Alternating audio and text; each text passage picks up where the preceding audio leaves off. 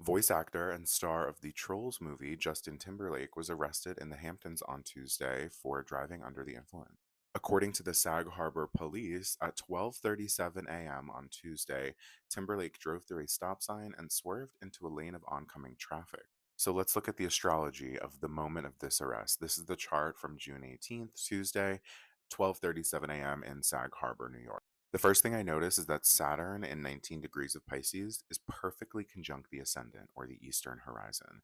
That means that Saturn energy is very, very present on the surface level. Saturn is the planet that rules law enforcement, rules, regulations, restrictions, and the enforcement of those restrictions. Pisces is the sign that rules alcohol and drugs.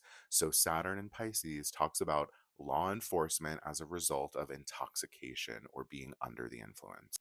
We also have Neptune in 29 degrees of Pisces. Neptune is the modern ruler of Pisces and is the planet that rules over drugs, alcohol, and intoxication.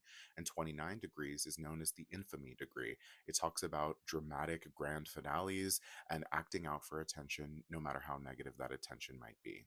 That Neptune in Pisces is opposite Lilith in Virgo in 28 degrees of Virgo.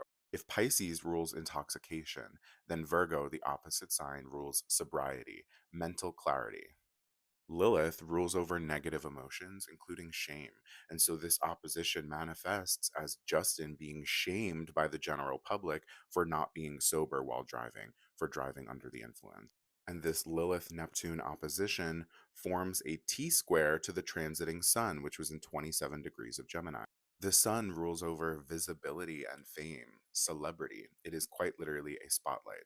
This Neptune Lilith opposition forming a T square to the sun resulted in his celebrity, his spotlight, and his visibility experiencing some sort of conflict due to this shame about his intoxication.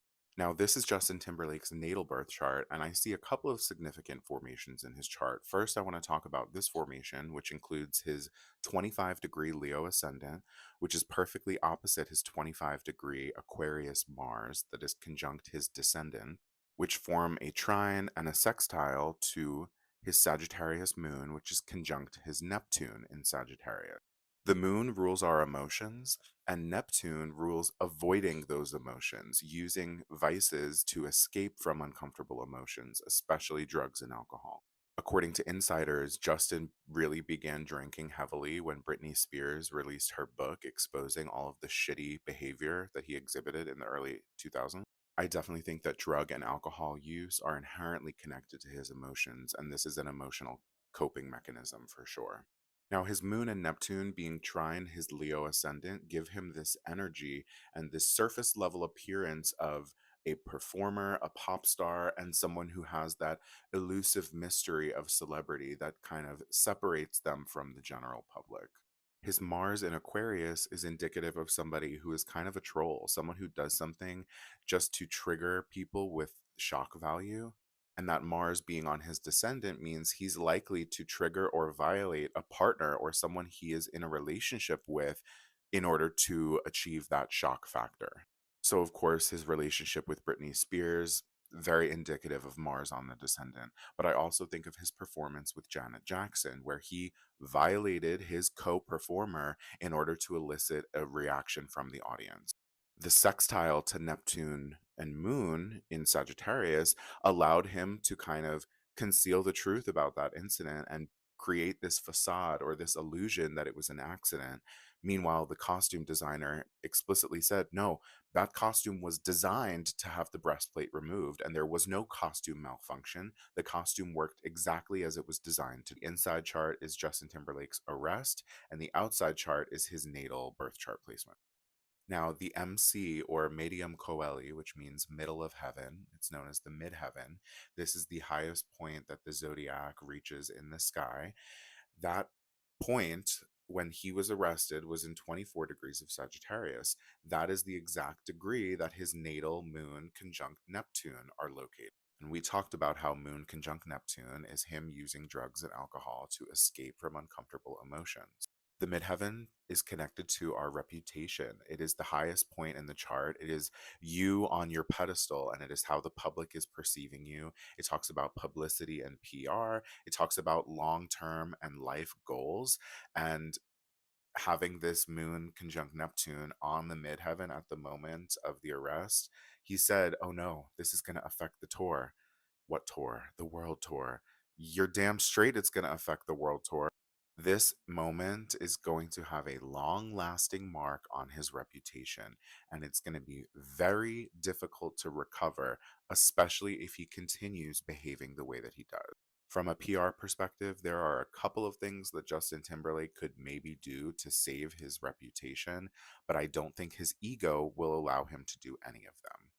So we have Justin's chart on the inside and the transits at the moment of his arrest on the outside. I noticed he is experiencing his Uranus opposition. His natal Uranus is in 29 degrees of Scorpio, another infamous degree, and the current transiting Uranus is in 25 of Taurus. So it's in the opposite sign, and his exact Uranus opposition will happen when Uranus goes into 29 degrees. This is the textbook midlife crisis transit. Uranus takes 84 years to go around the sun. Let's say that's an approximate lifetime. The Uranus opposition, half of that time, about 40 to 45 years, depending on your exact placement, that is the time when Uranus opposes your natal Uranus. Uranus is the planet that rules rebellion and taking actions that are really unexpected and out of character and out of line, something that defies this statistical odds. So, the kind of unexpected and uncharacteristic behavior that we see around this time is known as the midlife crisis, and it's connected to this Uranus opposition transit.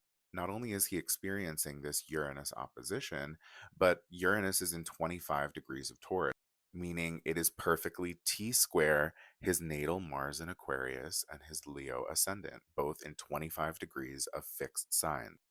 Uranus is transiting his 10th house, associated with your reputation, your long lasting impression, the legacy and the mark you leave on this world. Uranus brings tumultuous upheaval, and he's experiencing a lot of chaos and turbulence regarding his reputation and his PR. Also, Mars is in Taurus, transiting his 10th house, so that's just adding to the conflict and tension regarding his reputation.